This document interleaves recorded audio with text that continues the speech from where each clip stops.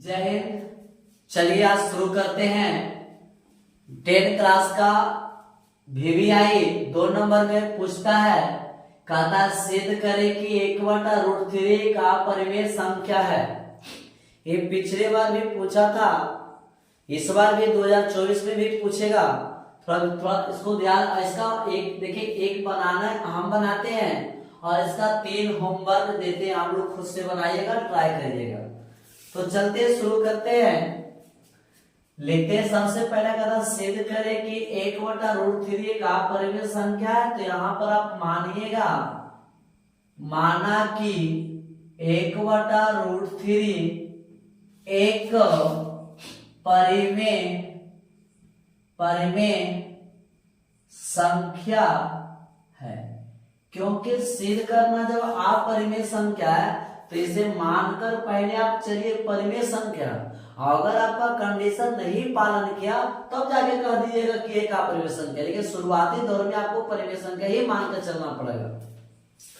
तो यहाँ पर चलते हैं, इसीलिए माना कि √3 का क्या है, परिमेय संख्या, इसलिए 1/√3 बराबर P/Q, क्योंकि परिमेय संख्या की परिभाषा होती है कि वैसे संख्या जो P/Q के रूप में हो। अब तिरछा चीज को गुना करिएगा तो Q गुना 1 Q होगा, इसको गुना करिएगा तो P√3 होगा। यहाँ पर दोनों तरफ वर्ग करिएगा, दोनों तरफ वर्ग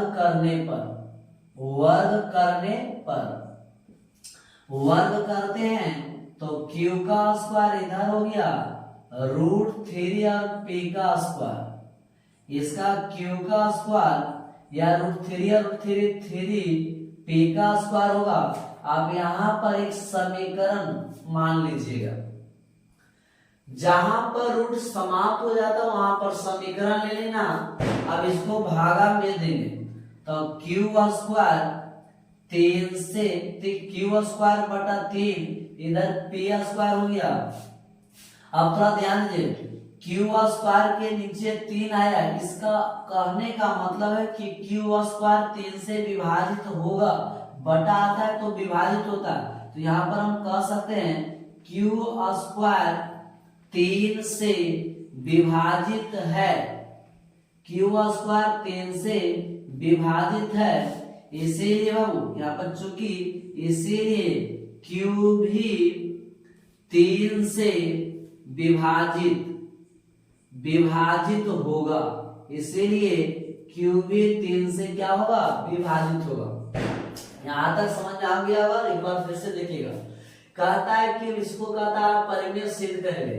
आप मान लीजिएगा एक परिमेय संख्या, परिमेय संख्या परिभाषा होता है वैसी संख्या जो P/Q के रूप में हो, अर्थात Q ≠ 0। तो यहाँ पर आप मान लीजिए तिरछा चीज से आप गुना करिएगा, दोनों तरफ वर्ग करिएगा, वर्ग करने पर रूट समाप्त होगा, समीकरण मान लीजिए। फिर उसके साथ गुना में जो है भाग, अगर 7 रहेगा 7 जाएगा, 3 रहेगा 3 जाएगा, 5 रहेगा 5 जाएगा, 2 रहेगा तो 2 जाएगा। तो इसका भागा भेद दिया, जब भागा मान जाता है इसका मतलब Q स्क्वायर 3 से विभाजित होगा तो Q भी 3 से विभाजित होगा। अब जितना से कटता है उतना को पुनः मान लीजिए, यहाँ पर फिर से मानना पड़ता है, फिर से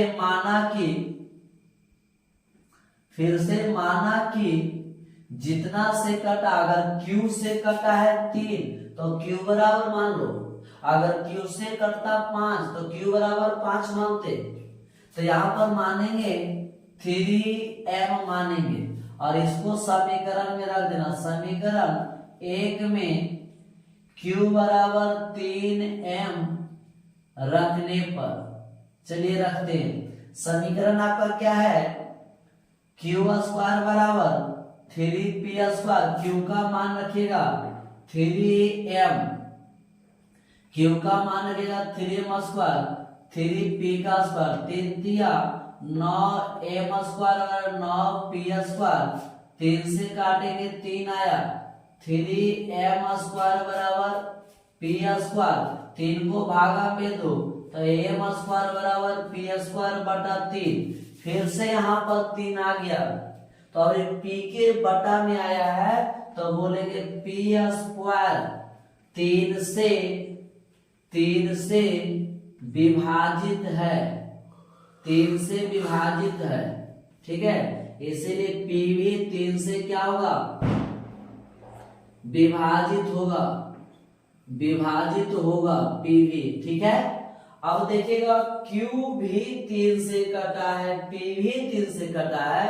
यदि समान संख्या से कटती है तो वह गलत हो जाता है, मानना गलत हो जाता है। हमने जो समान संख्या से अगर यहाँ पर परिमेय संख्या कट रहा है तो ये गलत हो रहा है, तो यहाँ पर कर देंगे, इसको मिटा देते हैं। आप लोग होमवर्क बता दिए होंगे,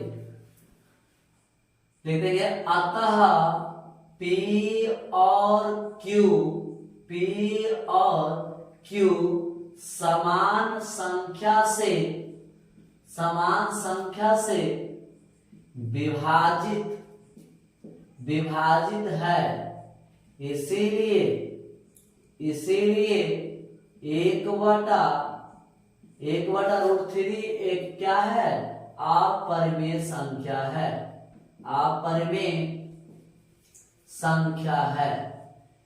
समझ आ गया होगा आपको। कहता है कि अगर कोई भी संख्या P और Q अगर समान संख्या से विभाजित हो गया तो यह बात गलत हो जाएगा, इसलिए इसे क्या कहेंगे, अपरिमेय संख्या। आप लोग का होमवर्क दे दिए होंगे, होमवर्क में पहला 1/√2 बनाइएगा, 1/√5 बनाइएगा, 1/√7 बनाइएगा। ये आपके लिए वो भी आई है 2 अंक के लिए, 2024 में पूछेगा ही पूछेगा।